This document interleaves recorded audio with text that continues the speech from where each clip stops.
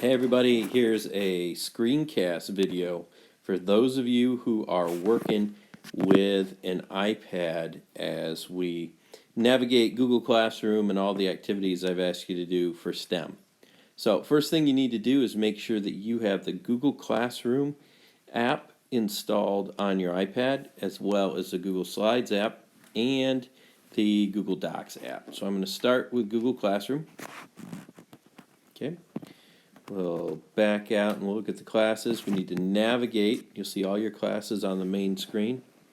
Tap there. I'm going to go in as a student into the Bedtime 4th grade class. And let's go to classwork and look at the assignments that we need to do. So last week I asked you to create a map of your home and the surrounding property. So I'm going to tap on that. If you go down to the bottom of the assignment, you see that there's a slide that's been made for you for mapping your habitat. And here you can see what I did. I made my map, I inserted it, and I added my address. Now, something that is really important and people don't always automatically understand it is that it's way better to do this assignment not with the pencil, but with the bump out box. If you press the bump out box, it's going to go out to Google Slides. And here we're going to have a lot more control of how we can do things. Okay, let's fast forward to this week. Let's go back to classroom. Let's close out the assignment. Now, something that I've talked about a couple times, this is where you turn in your work. You tap that turn in button right there, and it comes to me. Now, you'll see that after it's been turned in, that turn in button changes to an unsubmit button.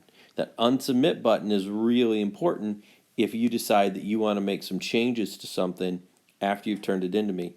Once I have it, then you don't have edit rights. But with unsubmit, you press that, boom, here comes back the assignment. Now you can make whatever changes you want to it. Okay, it's not turned in though. You're going to have to make your changes and turn it back in. Okay, let's go to this week. Create a map of your home and the surrounding property. Oops, wrong one. Finding animal evidence. Okay, so this is different. This is going to be done with a Google document, but I'll always make you a document that way. So we tap here,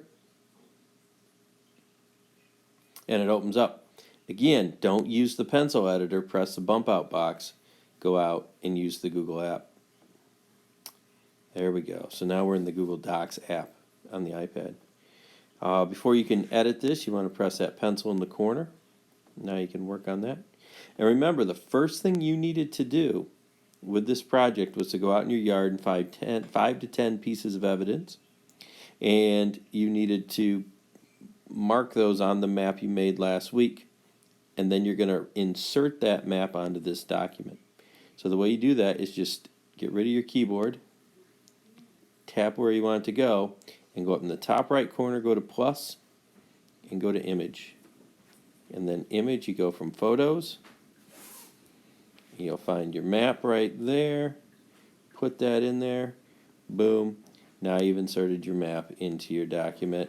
And then you can fill out the rest of your evidence. So if the one on the map is where you found a robin and your evidence was you saw it flying, type that in your box there. We're good to go. Okay, after you do this whole thing, you jump back to classroom, you close out of here. When that thing's done, press that turn in button.